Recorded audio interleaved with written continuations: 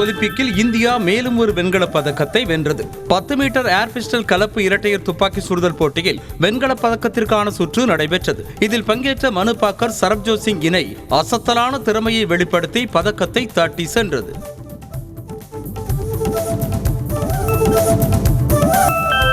ஒரே ஒலிம்பிக் தொடரில் 2 பதக்கங்களை வென்ற முதல் இந்தியர் என்ற பெருமையை மனு பாக்கர் பெற்றுள்ளார். இதேபோல் ஒலிம்பிக் தொடர்களில் 2 பதக்கங்களை வென்ற 3வது இந்தியர் என்ற பெருமையையும் அவர் பெற்றுள்ளார்.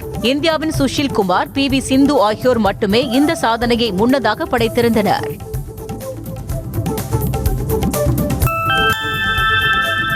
ஒலிம்பிக் போட்டியில் டேபிள் டென்னிஸ் பெண்கள் ஒற்றையர் பிரிவில் இந்திய வீராங்கனை மணிகா பத்ரா வரலாற்று சாதனை படைத்திருக்கிறார். பிரான்ஸ் வீராங்கனை பிரித்திகா பவாடேவை இந்திய வீராங்கனை மணிகா பத்ரா வென்றதன் மூலம் ஒலிம்பிக்கில் டேபிள் டென்னிஸ் பெண்கள் ஒற்றையர் பிரிவில் காலிறுதிக்கு முந்தைய சுற்றுக்கு முன்னேறிய முதல் இந்திய வீராங்கனை என்ற பெருமையை பெற்றிருக்கிறார்.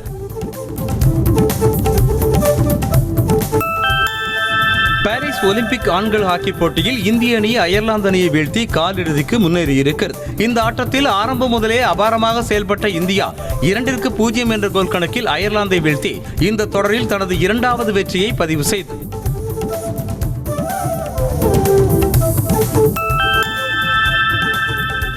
பாரிஸ் ஒலிம்பிக் போட்டியில் துடுப்பு படகு போட்டியில் இந்திய வீரர் பால்ராஜ் பன்வார் அரையிறுதிக்கு முன்னேறினார். காலிறுதிப் போட்டியில் 4வது பிரிவில் இவரோடு மேலும் 6 பேர் கலந்து கொண்டனர். இதில் 2000 மீட்டர் தொலைவை துடுப்பு போட்டு 7 நிமிடம் 5.10 வினாடிகளில் எட்டி அரையிறுதிக்கு முன்னேறினார். கேரள மாநிலம் வயநாட்டில் கனமழை காரணமாக ஏற்பட்ட பெரும் நிலச்சரிவில் சிக்கி உயிரிழந்தோர் எண்ணிக்கை 116ஆக உயர்ந்திருக்கிறது. நிலச்சரிவில் சூரல்மலை, முண்டக்கை, வைத்திரி ஆகிய 3 கிராமங்கள் புதைந்த நிலையில் நூற்றுக்கணக்கானவர்கள் மண்ணுக்குள் புதைந்திருக்கலாம் என அஞ்சப்படுகிறது. வயநாடு நிலச்சரிவினால் நூற்றுக்கணக்கான வீடுகள் அடித்து செல்லப்பட்ட நிலையில் மீட்பு பணிகள் துரிதப்படுத்தப்பட்டுள்ளன. 500 குடும்பங்களைச் சேர்ந்தவர்கள் மாயமாகி இருப்பதாக கூறப்படும் நிலையில் தேசிய பேரிடர் மீட்பு படையுடன் ராணுவமும் களத்தில் இறங்கி மீட்பு நடவடிக்கைகளை மேற்கொண்டு வருகிறது. வயநாடு நிலச்சரிவில் சிக்கியுள்ள மக்களை மீட்கும் பணியில் இந்திய விமானப்படை ஹெலிகாப்டர்கள் தீவிரமாக ஈடுபட்டு வருகின்றன. 2 விமானப்படை ஹெலிகாப்டர்கள் மூலம் மீட்பு பணி நடைபெற்று வரும் நிலையில் 200 வீரர்களும் களமிறக்கப்பட்டுள்ளனர். மேலும் மீட்கப்படுபவர்களுக்கு சிகிச்சை அளிக்க மருத்துவ குழுவும் தயாராக உள்ளது. வயநாடு நிலச்சரிவில் சிக்கி உயிரிழந்தோரின் சடலங்கள் வரிசையாக அடுக்கி வைக்கப்பட்டிருக்கும் காட்சிகள் காண்போரை கலங்க செய்து. குறிப்பாக உயிரிழந்தவர்களின் சடலங்களை கண்டதும் அவர்களது உறவினர்கள் கதறி அழுது துடித்தனர். மேலும் பலர் காணாமல் போன தங்களது உறவினர்கள் உயிரோடு இருக்கிறார்களா இல்லையா என கவலையோடு உள்ளனர். ராணிப்பேட்டை மாவட்டம் அரக்கோணத்தில் இருந்து தேசிய பேரிடர் மீட்பு படையினர் வயநாட்டிற்கு விரைந்தனர். மீட்பு பணிகளை துரிதப்படுத்த அரக்கோணம் தேசிய பேரிடர் மீட்பு படை வளாகத்தில் இருந்து தலா 30 பேர் கொண்ட 2 குழுக்கள் வாகனம் மூலமாக கேரள மாநிலம் வயநாட்டிற்கு விரைந்தனர். கேரளாவில் கனமழைக்கு வாய்ப்புள்ளதால் அங்கு ரெட் அலர்ட் விடுக்கப்பட்டுள்ளது. மேலும் அடுத்த 5 நாட்களுக்கு மழை பெய்யும் என்றும் வானிலை ஆய்வு மையம் தெரிவித்துள்ளது. இதன்படி காசர்கோடு, கண்ணூர், வயநாடு, மலப்புரம், திருச்சூர், இடுக்கி உள்ளிட்ட மாவட்டங்களுக்கு கனமழைக்கான எச்சரிக்கை விடுக்கப்பட்டுள்ளது. வயநாட்டில் ஏற்பட்ட மாபெரும் இயற்கை பேரழிவுகளுக்காக 2 நாட்கள் துக்கம் அனுசரிக்கப்படும் என கேரள அரசு அறிவித்துள்ளது. இந்த 2 நாட்களிலும் மாநிலத்தில் அனைத்து அரசு நிகழ்ச்சிகளும் கொண்டாட்டங்களும் ரத்து செய்யப்படுவதாக கேரள அரசு சார்பில் தெரிவிக்கப்பட்டுள்ளது. இதேபோல் தேசிய கொடி அரை கம்பத்தில் பறக்கவிடப்படும் என்றும் அறிவிக்கப்பட்டுள்ளது. கேரள மாநிலம் இதுவரை எதிர்கொள்ளாத பேரழிவை சந்தித்துள்ளதாக முதலமைச்சர் பினராயி விஜயன் வேதனை தெரிவித்தார். மேலும் பாதிக்கப்பட்ட மக்களுக்கு விநியோகிக்க ரேஷன் கடைகளில் தானியங்கள் இருப்பு வைக்கப்பட்டுள்ளதாகவும் நிவாரண முகாம்களில் உணவு, உடை, குடிநீர் என அனைத்து ஏற்பாடுகளும் செய்யப்பட்டுள்ளதாகவும் தெரிவித்தார்.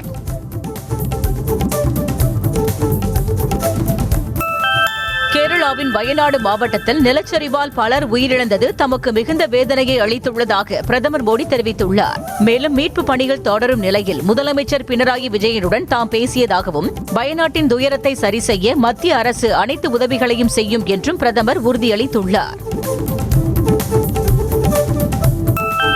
இயற்கை பேரிடரால் பாதிக்கப்பட்டுள்ள கேரளாவின் வயநாட்டிற்கு கூடுதல் நிதியை மத்திய அரசு ஒதுக்க வேண்டும் என எதிர்க்கட்சித் தலைவர் ராகுல் காந்தி வலியுறுத்தியிருக்கிறார். மக்களவையில் பேசிய ராகுல், பாதிக்கப்பட்ட மக்களுக்கான மறு குடியமர்வு திட்டங்களை தற்போதில் இருந்தே தொடங்க வேண்டும் எனவும் நிவாரண நிதியை விரைந்து விடுவிக்க வேண்டும் என்றும் வலியுறுத்தினார்.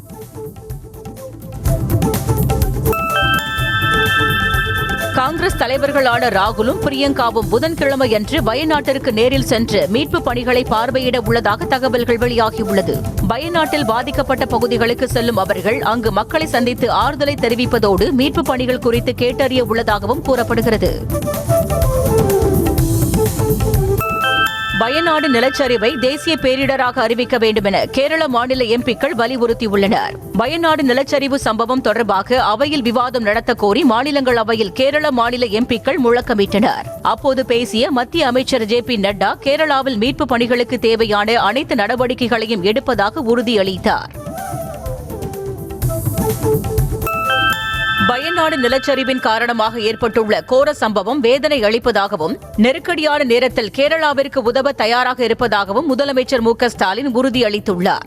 மேலும் மண் சரிவில் இன்னும் பலர் சிக்கியிருக்கும் நிலையில் மீட்பு பணிகள் மூலம் அனைவரும் பத்திரமாக மீட்கப்படுவார்கள் என நம்பிக்கை உள்ளதாகவும் அவர் தெரிவித்துள்ளார்.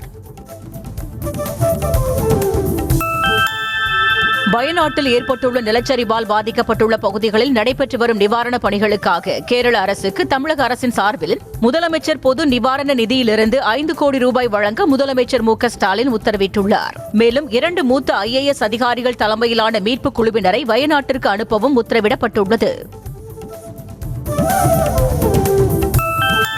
கேரள மாநிலம் வயநாட்டில் ஏற்பட்ட துயர சம்பவம் அறிந்து வேதனையுற்றதாக தெரிவித்துள்ள அதிமுக பொதுச் செயலாளர் எடப்பாடி பழனிசாமி, மீட்பு பணிகளை துரிதப்படுத்துமாறு மத்திய அரசை வலியுறுத்தியுள்ளார். இது தொடர்பாக அவரது எக்ஸ் பதிவில், கேரள மாநில சகோதரர்களுக்கு இத்தகு துயர்மிகு நேரத்தில் உறுதுணையாக இருக்குமாறு தமிழக அரசையும் அவர் வலியுறுத்தியுள்ளார். கேரள மாநிலம் வயநாடு மாவட்டத்தில் ஏற்பட்டுள்ள மண் சரிவில் 20க்கும் மேற்பட்டோர் உயிரிழந்துள்ள செய்தி மிகுந்த வருத்தம் அளிப்பதாக பாஜக மாநில தலைவர் அண்ணாமலை தெரிவித்துள்ளார். மேலும் மண் சரிவுகளில் சிக்கியிருப்பவர்களை மீட்பதற்கு உதவும் வகையில் பாஜக சார்பில் குழு அமைக்கப்பட்டுள்ளதாகவும் இந்த குழுவினர் மக்களுக்கு தேவையான உதவிகளை செய்வார்கள் என்றும் தெரிவித்துள்ளார். வயநாடு நிலச்சரிவில் சிக்கி உயிரிழந்தவரின் குடும்பத்தினருக்கு நடிகரும் தமிழக வெற்றிக் கழக தலைவருமான விஜய் இரங்கல் தெரிவித்துள்ளார். இது தொடர்பாக அவர் வெளியிட்டுள்ள எக்ஸ் பதிவில், தேவையான மீட்பு மற்றும் நிவாரண நடவடிக்கைகளை போர்க்கால அடிப்படையில் மேற்கொள்ள மத்திய மாநில அரசுகளை வலியுறுத்தியுள்ளார். கேரளாவின் வயநாட்டில் ஏற்பட்டுள்ள நிலச்சரிவு குறித்து தென்மண்டல தேசிய பசுமை தீர்ப்பாயம் தாமாக முன்வந்து வழக்கு பதிவு செய்து விசாரிக்க முடிவு செய்திருக்கிறது. வழக்கு விசாரணையின் போது நிலச்சரிவு ஏற்பட்ட பகுதிகளில் உள்ள சுரங்கம், குவாரிகள், கட்டுமான திட்டங்கள் குறித்த விவரங்களை தயார் செய்யுமாறு கேரள அரசு வழக்கறிஞரை தீர்ப்பாயம் வலியுறுத்தியுள்ளது. காவிரி ஆற்றில் நீர்வரத்து அதிகரிப்பால் மேட்டூர் அணை முழு கொள்ளளவை எட்டியிருக்கிறது. மேட்டூர் அணை முழுவதும் நிரம்பிவிட்டதால் அணையின் பாதுகாப்பு கருதி 16 கண் மதகுகள் வழியாக மேட்டூர் அணைக்கு வரும் நீர் முழுவதும் உபரி நீராக வெளியேற்றப்பட்டு வருகிறது. மேலும் அணையின் இடது கரையில் உள்ள உபரி நீர் போக்கி வழியாகவும் நீர் வெளியேற்றப்படுகிறது. மேட்டூர் அணையிலிருந்து கிழக்கு மற்றும் மேற்கு கரை கால்வாய்களில் அடுத்த 137 நாட்களுக்கு தண்ணீர் திறக்க உத்தரவிடப்பட்டுள்ளது. அணையின் நீர்மட்டம் தொடர்ந்து உயர்ந்து வருவதால் தண்ணீரை கிழக்கு மற்றும் மேற்கு கரை கால்வாய்களுக்கு திறக்க முடிவெடுக்கப்பட்டுள்ளது. இதன் காரணமாக சேலம், நாமக்கல், ஈரோடு மாவட்ட விவசாய நிலங்கள் பயன்பெறும். தாம் 3வது முறையாக பிரதமராக பதவியேற்றிருப்பதால் இந்தியா உலகின் 3வது பெரிய பொருளாதாரமாக மாறும் என பிரதமர் மோடி கூறினார். டெல்லியில் CIA அமைப்பின் பட்ஜெட் தொடர்பான கருத்தரங்கில் பேசிய அவர், கடந்த 10 ஆண்டுகளில் இந்தியாவின் பட்ஜெட் 3 மடங்கு அதிகரித்து 48 லட்சம் கோடியாக உயர்ந்திருப்பதாக கூறினார். வங்கிக் கணக்கில் குறைந்தபட்ச தொகையை பராமரிக்கவில்லை என்பதற்காக கடந்த 5 ஆண்டுகளில் மட்டும் தேசிய வங்கிகள் வாடிக்கையாளர்களிடமிருந்து சுமார் 8500 கோடி ரூபாயை அபராதமாக வசூலித்ததாக தகவல் வெளியாகியுள்ளது. நாட்டின் மிகப்பெரிய தேசிய வங்கியான SBI 2020-2021 ஆண்டிலிருந்து அபராதம் எதுவும் வசூலிக்காத நிலையில் மற்ற வங்கிகள் தாராளமாக அபராதம் வசூலித்துள்ளது. வங்கி கணக்குகளில் மினிமம் பேலன்ஸ் இல்லாததற்காக அபராதம் விதித்து மக்களின் காலி பாக்கெட்டுகளில் இருந்தும் மோடி அரசு பணம் வசூலிப்பதாக எதிர்க்கட்சித் தலைவர் ராகுல் காந்தி காட்டமாக தெரிவித்துள்ளார். எக்ஸ் தளத்தில் பதிவிட்டுள்ள ராகுல், மக்களின் முதுகெலும்பை உடைக்கும் முயற்சியாக மோடியின் சக்கர வியூகத்தில் திறக்கப்பட்ட கதவுதான் இந்த அபராத நடைமுறை என்றும் விளாசியுள்ளார். பட்ஜெட்டில் மாநிலங்கள் புறக்கணிப்பு என எதிர்க்கட்சித் தலைவர்கள் தவறான தகவல்களை பரப்புவதாக மத்திய அமைச்சர் நிர்மலா சீதாராமன் குற்றம் சாட்டினார். பட்ஜெட் தொடர்பாக மக்களவையில் பதிலளித்து பேசிய நிர்மலா சீதாராமன், காங்கிரஸ் ஆட்சியில் அனைத்து மாநிலங்களின் பெயர்களை கூறியா பட்ஜெட் தாக்கல் செய்யப்பட்டது என கேள்வி எழுப்பினார். 2023-24 நிதியாண்டுக்கான வருமான வரி தாக்கல் செய்வதற்கான கடைசி நாள் நீட்டிக்கப்படாது என வருமான வரித்துறை தெளிவுபடுத்தியுள்ளது. வருமான வரி தாக்கல் செய்ய கடைசி நாள் ஜூலை 31ஆம் தேதி என்ற நிலையில் அது நீட்டிக்கப்படலாம் என செய்திகள் வெளியாகின. ஆனால் கடைசி தேதி நீட்டிக்கப்படாது என வருமான வரித்துறை தெரிவித்துள்ளது. ஜார்க்கண்டில் ஹவுரா மும்பை பயணிகள் ரயில் தடம் புரண்ட விபத்தில் 2 உயிரிழந்தனர். ராஜ்கர்ஜவான் ரயில் நிலையம் அருகே சரக்கு ரயில் தடம் புரண்ட நிலையில் அதன் மீது அவ்வழியே வந்த மும்பை ஹவுரா பயணிகள் ரயில் மோதி விபத்து ஏற்பட்டது. இதில் 10க்கும் மேற்பட்ட பெட்டிகள் தடம் புரண்டன. இதன் காரணமாக பயணிகள் பலர் காயமடைந்தனர். தொடர்ந்து ரயில் விபத்துகள் நடப்பதற்கு மத்திய அரசே காரணம் என சாடியிருக்கும் மேற்கு வங்க முதலமைச்சர் மமதா பானர்ஜி, மத்திய அரசின் இந்த அலட்சிய மனப்பாங்கிற்கு முடிவே இல்லையா எனவும் கேள்வி எழுப்பியுள்ளார். ஹவுரா மும்பை ரயில் தடம் புரண்டு விபத்துக்குள்ளானதை குறிப்பிட்டு, தொடர் ரயில் விபத்து என்பது மத்திய அரசின் அன்றாட செயலாக மாறிவிட்டதாக அவர் கண்டித்துள்ளார். மேற்கு வங்கத்தில் நடந்ததாக கூறப்படும் பல கோடி ரூபாய் ரேஷன் விநியோக ஊழல் வழக்கு தொடர்பாக திரிணாமுல் காங்கிரஸ் தலைவர்கள் 2 பேர் உள்ளிட்ட பலரது அலுவலகங்கள், அரிசி ஆலைகள் மற்றும் வீடுகளில் அமலாக்கத்துறை அதிகாரிகள் ஒரே நேரத்தில் ரெய்டு நடத்தினர். மத்திய போலீஸ் படையுடன் 10 இடங்களில் இந்த ரெய்டுகள் நடத்தப்பட்டது. கேரளாவின் திருவனந்தபுரம் அருகே ரயில் தண்டவாளங்களை மூழ்கடித்தவாறு வெள்ளம் பாய்ந்தோடுவதால் சில ரயில்களை ரத்து செய்து தெற்கு ரயில்வே அறிவித்துள்ளது. மலைப்பகுதிகள் மற்றும் தாழ்வான இடங்களில் உள்ள ரயில் தடங்களில் வெள்ளப்பெருக்கு பாய்ந்தோடுவதால் மக்கள் திட்டமிட்ட பயணங்களை மேற்கொள்ள முடியாமல் அவதிக்குள்ளாகினர். எல்லை தாண்டி மீன்பிடித்ததாக கைது செய்யப்பட்ட தமிழ்நாடு மீனவர்கள் 3 பேருக்கு ஓராண்டு சிறை தண்டனை விதித்து இலங்கை நீதிமன்றம் உத்தரவிட்டது. மேலும் 3 படகுகளின் உரிமையாளர்களுக்கு இலங்கை ரூபாயில் 4 மில்லியன் அபராதம் விதித்தும் உத்தரவிடப்பட்டுள்ளது. ஃபார்முலா 4 கார் பந்தயம் நடத்துவதற்காக எந்த ஸ்பான்சரை வற்புறுத்தினோம் என ஒருவர் பெயரை எதிர்க்கட்சித் தலைவர் EPS-ஐ சொல்லுங்கள் என அமைச்சர் உதயநிதி ஸ்டாலின் கேள்வி எழுப்பினார். சென்னை நேரு உள்விளையாட்டு அரங்கில் பேட்டியளித்த அவர், ஃபார்முலா 4 கார் பந்தயம் நடத்த இம்முறை அரசுக்கு எந்த செலவும் இல்லை எனவும் ஸ்பான்சர்ஸ் அதிக அளவில் முன் வந்துள்ளதாகவும் கூறினார். சென்னை மாநகர சாலைகளில் ஃபார்முலா 4 கார் பந்தயத்தை நடத்தக்கூடாது என அதிமுக சார்பாக அக்கட்சியின் வழக்கறிஞர் பிரிவு செயலாளர் இன்பதுரை தலைமை செயலாளர் சிவதாஸ் மீனாவிற்கு கடிதம் எழுதியிருக்கிறார். குறிப்பாக கார் பந்தயம் நடைபெறும் என அறிவிக்கப்பட்டிருக்கும் பகுதிகளில் மருத்துவமனைகள் உள்ளதாகவும் இன்பதுரை குறிப்பிட்டிருக்கிறார்.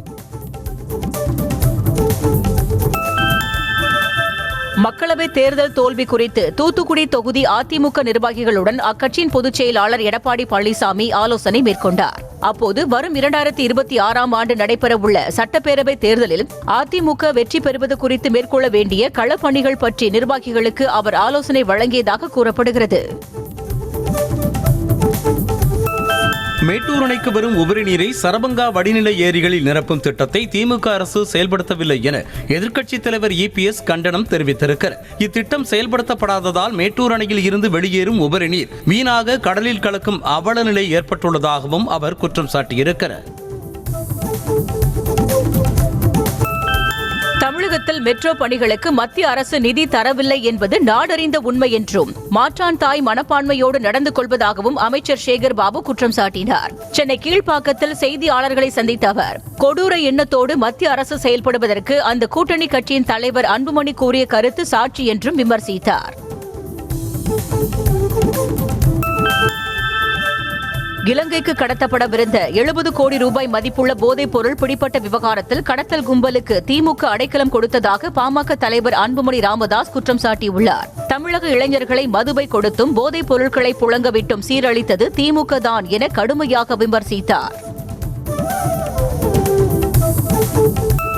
மோடி தமிழ்நாட்டிற்கு 8 முறை அல்ல 800 முறை வந்தாலும் தமிழ்நாட்டில் இடமில்லை என்பதை தமிழ்நாடு மக்கள் நிரூபித்து காட்டியிருப்பதாக திமுக அமைப்பு செயலாளர் RS பாரதி தெரிவித்திருக்கிறார். டெல்லி முதலமைச்சர் கைதை கண்டித்து நடைபெற்ற போராட்டத்தில் கலந்து கொண்டு பேசிய RS பாரதி, மோடி ஆட்சி அடுத்த நாடாளுமன்றம் கூடும் வரை நிலைக்குமா என தெரியவில்லை என்றார்.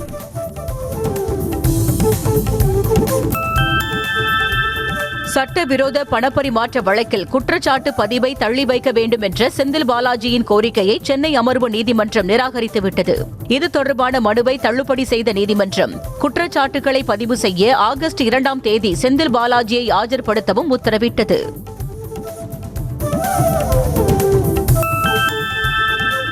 அமலாக்கத்துறை வழக்கில் ஜாஃபர் சாதிக்கின் மனைவி மற்றும் சகோதரருக்கு முன்ஜாமீன் வழங்க சென்னை உயர்நீதிமன்றம் மறுப்பு தெரிவித்தது.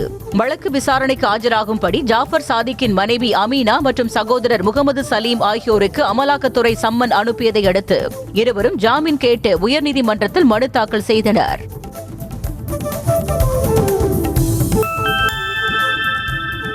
சென்னையில் 2வது நாளாக டிபிஐ அலுவலகத்தை முற்றுகையிட முயன்ற தொடக்கப்பள்ளி ஆசிரியர்களை போலீசார் கைது செய்தனர். அரசாணை 243 ரத்து செய்ய வேண்டும், பழைய ஓய்வூதிய திட்டத்தை கொண்டுவர வேண்டும் உள்ளிட்ட கோரிக்கைகளை வலியுறுத்தி தொடக்கப்பள்ளி ஆசிரியர்கள் தொடர் போராட்டம் நடத்தி வருகின்றனர். சென்னை தேனாம்பேட்டையில் உள்ள டிஎம்எஸ் வளாகத்தில் போராட்டத்தில் ஈடுபட முயன்ற மக்களை தேடி மருத்துவம் ஊழியர்களை போலீசார் கைது செய்தனர். வேலைக்கு ஏற்ற ஊதியம் வழங்க வேண்டும், மாதம் 5500 ரூபாய் என்ற ஊதியத்தை 10,000 ரூபாயாக உயர்த்தி வழங்க வேண்டும் உள்ளிட்ட 16 அம்ச கோரிக்கைகளை வலியுறுத்தி ஊழியர்கள் போராட்டத்தில் ஈடுபட முயன்றனர்.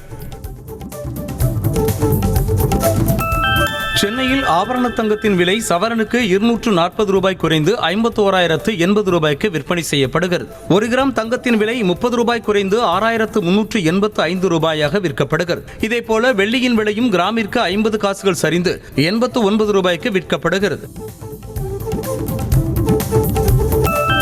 சென்னையில் சாலையோர பார்க்கிங் கட்டணம் வசூலிக்க தமிழ்நாடு முன்னாள் படைவீரர் கழகத்திற்கு அனுமதி அளித்து மாநகராட்சி கூட்டத்தில் தீர்மானம் நிறைவேற்றப்பட்டது. பார்க்கிங் கட்டணம் வசூலிப்பதற்காக டெக்ஸ்கோ நிறுவனத்திடம் ஒப்பந்தம் போடப்பட்டு கட்டண வருவாயில் 70% மாநகராட்சிக்கும் 30% அந்த நிறுவனத்திற்கும் வழங்கவும் உடன்பாடு எட்டப்பட்டுள்ளது.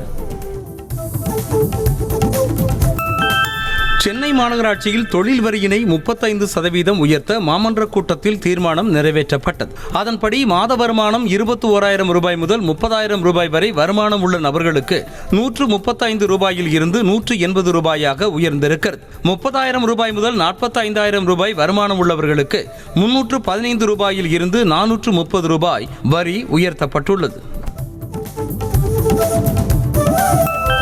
முதலமைச்சர் மு.க. ஸ்டாலின் குறித்து அவதூறு கருத்து தெரிவித்ததற்காக முன்னாள் டிஜிபி நட்ராஜ் வருத்தம் தெரிவித்தார். முதலமைச்சர் மு.க. ஸ்டாலின் குறித்து வாட்ஸ்அப்பில் அவதூறு பரப்பியதாக நட்ராஜ் மீது 2022ஆம் ஆண்டு வழக்கு பதிவு செய்யப்பட்டது.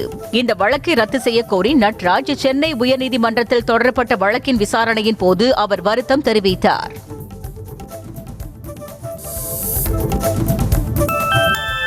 டெல்லி ராவ்ஸ் IAS பயிற்சி மையத்தில் மழை வெள்ளத்தில் சிக்கி மாணவர்கள் 3 பேர் உயிரிழந்தது தொடர்பாக தேசிய மனித உரிமைகள் ஆணையம் டெல்லி அரசு, காவல்துறை தலைவர் மற்றும் டெல்லி மாநகராட்சி ஆணையருக்கு நோட்டீஸ் அனுப்பியுள்ளது. 2 வாரங்களுக்குள் இந்த சம்பவம் குறித்து பதிலளிக்குமாறும் நோட்டீஸில் உத்தரவிடப்பட்டுள்ளது.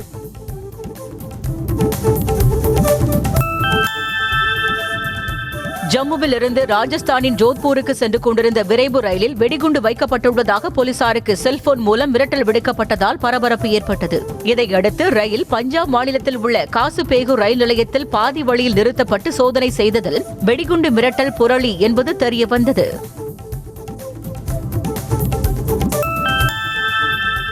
மத்திய பிரதேசத்தில் ஆழ்துளை கிணற்றில் விழுந்த சிறுமி சிகிச்சை பலனளிக்காமல் உயிரிழந்தார். கசர் கிராமத்தில் 3 வயதான சௌமியா என்ற சிறுமி விவசாய நிலத்தில் விளையாடிக் கொண்டிருந்த போது அருகில் இருந்த 250 அடி ஆழ்துளை கிணற்றில் தவறி விழுந்தார். இதனையடுத்து மீட்புப் படை குழுவினர் 5.5 மணி நேரம் போராடி சிறுமியை மீட்ட நிலையில் அவர் உயிரிழந்தார். உத்தரப்பிரதேசத்தில் லவ் ஜிஹாத் சட்டத்தில் திருத்தம் செய்து புதிய மசோதாவை பாஜக அரசு கொண்டு வந்துள்ளது. இந்த புதிய சட்ட திருத்தத்தின்படி 10 ஆண்டுகள் சிறை தண்டனை ஆயுள் தண்டனையாக உயர்த்தப்பட உள்ளது. அபராத தொகையும் 50,000 ரூபாயிலிருந்து 5 லட்சமாக உயர்த்தப்படும் என்றும் தெரிவிக்கப்பட்டுள்ளது.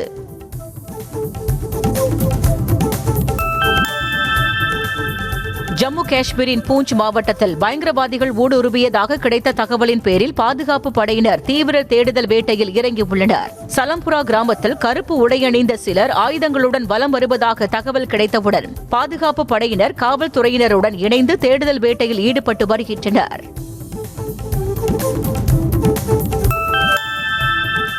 மகாராஷ்டிர மாநிலம் நவி மும்பையில் இளம்பெண்ணை கொலை செய்து முட்புதரில் வீசிய நபரை போலீசார் கைது செய்தனர். ஊரான் பகுதியைச் சேர்ந்த யாஸ்ரீ ஷிண்டே முட்புதரில் இருந்து சடலமாக மீட்கப்பட்டார். இது தொடர்பாக தலைமறைவாக இருந்த தாவூத் ஷேக் என்பவனை போலீசார் கைது செய்தனர். கொலை செய்யப்பட்ட பெண்ணின் குடும்பத்தினர் தாவூத் ஷேக் மீது 2019 ஆண்டே போக்சோ சட்டத்தின் கீழ் புகார் செய்தது குறிப்பிடத்தக்கது. உள்நாட்டு விமானங்களில் தமிழில் அறிவிப்பு வழங்க 12 வாரங்களில் உத்தரவு பிறப்பிக்குமாறு மத்திய விமான போக்குவரத்து துறைக்கு உயர்நீதிமன்றம் உத்தரவிட்டது. உலக தமிழ் ஆராய்ச்சி அறக்கட்டளை சென்னை உயர்நீதிமன்றத்தில் தாக்கல் செய்த மனுவில் தமிழில் அறிவிப்பு வழங்க உத்தரவிட கோரிக்கை விடுத்திருந்தது. நாடு முழுவதிலும் உள்ள சுங்கச்சாவடிகளை அகற்றக் கோரி நாடாளுமன்றத்தில் திமுக எம்பி வில்சன் சிறப்பு தீர்மானம் கொண்டு வந்து உரையாற்றினார். தனது எக்ஸ் தளத்தில் உரையின் வீடியோவை பகிர்ந்துள்ள அவர், தமிழ்நாட்டில் 20க்கும் மேற்பட்ட சுங்கச்சாவடிகள் 60 கிலோமீட்டர் தூர வரம்பை மீறி அமைக்கப்பட்டுள்ளதாகவும் அவற்றை உடனடியாக அகற்ற வேண்டும் என்றும் தெரிவித்துள்ளார். 70 கோடி ரூபாய் மதிப்பிலான மெத்தபெட்டமைன் போதைப்பொருள் கடத்தலில் சிக்கிய ராமநாதபுரம் மாவட்ட திமுக நிர்வாகி டிஸ்மிஸ் செய்யப்பட்டார். மாவட்ட சிறுபான்மை நலப்பிரிவு துணைத் தலைவர் சையது இப்ராஹிம் கட்சி கட்டுப்பாட்டை மீறிய செயல்களில் ஈடுபட்டதாக கூறி நிரந்தரமாக நீக்கப்பட்டுள்ளார். பருவமழை காலங்களில் வீணாக கடலில் கலக்கும் நீரை பாதுகாக்கும் திட்டம் குறித்து விரிவான அறிக்கை தாக்கல் செய்ய தமிழக அரசுக்கு சென்னை உயர்நீதிமன்றம் உத்தரவிட்டுள்ளது. சென்னையில் உள்ள ஏரிகளை சீரமைக்க கோரி தொடரப்பட்ட வழக்கு விசாரணைக்கு வந்தது. அப்போது பருவமழை காலங்களில் வீணாகும் நீரை அருகில் உள்ள ஏரிகளுக்கு திருப்பிவிட்டு ஏன் பாதுகாக்க கூடாது என நீதிபதிகள் கேள்வி எழுப்பினர். கடலூர் மாவட்டம் வடலூரில் SD சியோன் பள்ளியில் தலையில் ஈட்டி பாய்ந்து மூளைச்சாவு அடைந்த மாணவர் உயிரிழந்தார். ஈட்டி எறிதல் பயிற்சியின் போது 10ஆம் வகுப்பு மாணவர் கிஷோர் தலையில் ஈட்டி பாய்ந்தது. இதில் மூளைச்சாவு அடைந்த மாணவரின் உடல் உறுப்புகளை தானம் செய்ய மருத்துவர்கள் முயன்ற நிலையில் மாணவர் உயிர் பிரிந்தது. மதுரை மாவட்டம் கப்பலூர் சுங்கச்சாவடியில் தர்ணா போராட்டத்தில் ஈடுபட்ட அதிமுக முன்னாள் அமைச்சர் RB உதயகுமார் மற்றும் அவரது ஆதரவாளர்களை போலீசார் கைது செய்தனர். கப்பலூர் சுங்கச்சாவடியை அகற்றக் கோரி முன்னாள் அமைச்சர் RB உதயகுமார் தனது ஆதரவாளர்களுடன் தரையில் அமர்ந்து தர்ணா போராட்டத்தில் ஈடுபட்டார். சென்னை கொட்டிவாக்கத்தில் சினிமா தயாரிப்பாளர் பாலாஜி என்பவர் இல்லத்தில் அமலாக்கத்துறை அதிகாரிகள் சோதனை மேற்கொண்டனர். வெங்கடேஸ்வரா நகர் பகுதியைச் சேர்ந்த பாலாஜி என்பவர் மீது சட்டவிரோத பண பரிவர்த்தனை தொடர்பாக புகார் எழுந்தது.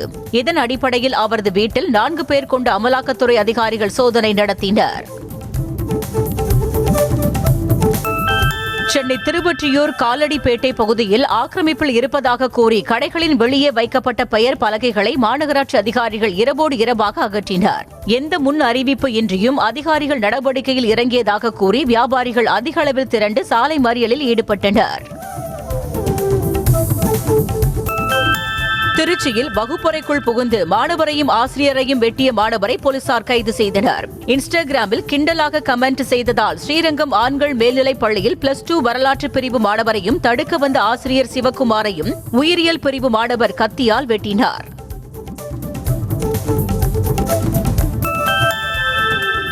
திருச்சி மாவட்டம் முக்கொம்பு மேலணையில் இருந்து திறந்துவிடப்பட்ட காவிரி தண்ணீரை விவசாயிகள் படையில் இட்டு மலர்களை தூவியும் நெல்மணிகளை தூவியும் வரவேற்றனர். மேட்டூர் அணையிலிருந்து கடந்த ஞாயிற்றுக்கிழமை சம்பா பாசனத்திற்காக தண்ணீர் திறந்துவிடப்பட்டது. கோவை மாவட்டம் பவானியாற்றில் வெள்ளப்பெருக்கு ஏற்பட்டுள்ளதால் அங்கு வனபத்திரகாளியம்மன் கோவிலில் ஆடிக்குண்டம் திருவிழாவிற்கு சென்ற பக்தர்களை பேரிடர் மீட்பு படையினர் கண்காணித்து வருகின்றனர். பில்லூர் அணையில் இருந்து அதிக அளவில் உபரி நீர் வெளியேற்றப்படுவதால் பவானியாற்றில் வெள்ளப்பெருக்கு ஏற்பட்டது. நீலகிரி மாவட்டத்தில் தொடர் கனமழை காரணமாக கூடலூரை அடுத்த இருவயல் கிராமத்திற்குள் வெள்ளம் புகுந்து பொதுமக்கள் திண்டாடி வருகின்றனர். தொரப்பள்ளி ஆற்றில் வெள்ளம் கரைபுரண்டு ஓடிய நிலையில் அருகே உள்ள இருவயல் கிராமத்திற்குள் வெள்ளம் புகுந்து 10க்கும் மேற்பட்ட குடியிருப்புகளை சூழ்ந்து கொண்டது. நாமக்கல் மாவட்டம் ராசிபுரம் நகராட்சியில் நகர்மன்ற தலைவியின் கணவர் தலையீடு அதிகம் இருப்பதாக கூறி ராசிபுரம் கவுன்சிலர்கள் 12 பேர் தரையில் அமர்ந்து தர்ணா போராட்டத்தில் ஈடுபட்டனர். ராசிபுரம் நகர்மன்ற தலைவராக கவிதா உள்ள நிலையில் அவரது கணவர் சங்கரின் ஆதிக்கம் அதிக அளவில் இருப்பதாக கூறி 12 கவுன்சிலர்கள் தரையில் அமர்ந்து தர்ணாவில் ஈடுபட்டனர். சுங்கச்சாவடியில் உள்ளூர் வாசிகளுக்கு இலவச பாஸ் வழங்க வேண்டும் என்ற கோரிக்கையை வலியுறுத்தி வானகரத்தில் உள்ள சுங்கச்சாவடி அலுவலகம் முன்பு போராட்டம் நடைபெற்றது. உள்ளூர் வாசிகள் ஆதார் கார்டை காண்பித்தால் இலவச பாஸ் பெறலாம் என மத்திய அமைச்சர் நிதின் கட்கரி பேசிய வீடியோ வைரலான நிலையில் ஆதார் கார்டை வைத்து போராட்டத்தில் ஈடுபட்டனர்.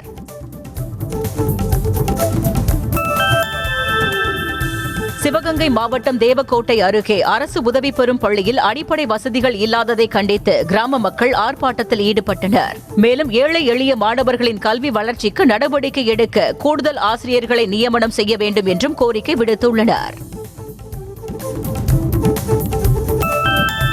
காஞ்சிபுரம் மாவட்டம் சிறுகளத்தூர் ஊராட்சியில் மக்களுடன் முதல்வர் திட்ட முகாமில் மனு கொடுக்க வந்தவர்களுக்கு ஊராட்சி நிர்வாகம் சார்பாக மரக்கன்றுகள் வழங்கப்பட்டது. நிகழ்வில் பொதுமக்கள் பலர் கலந்து கொண்டு பல்வேறு கோரிக்கைகளை முன்வைத்து மனுக்களை அளித்தனர். லடாக் எல்லையில் உள்ள பாங்கோங் ஏரிக்கரையில் சீனா 400 மீட்டர் நீளமுள்ள புதிய பாலத்தை கட்டியிருப்பது சாட்டிலைட் படங்கள் மூலம் அம்பலமாகியுள்ளது. 1958ஆம் ஆண்டு முதல் சீனாவின் வசமுள்ள இந்த பகுதி அசல் கட்டுப்பாட்டு எல்லைக்கு மிக அருகில் உள்ளது. இந்த இடத்தில் சீனா கட்டியுள்ள பாலத்தின் மூலம் சீன படையினர் விரைவாக எல்லைப் பகுதிக்கு வர இயலும் என்று கூறப்படுகிறது.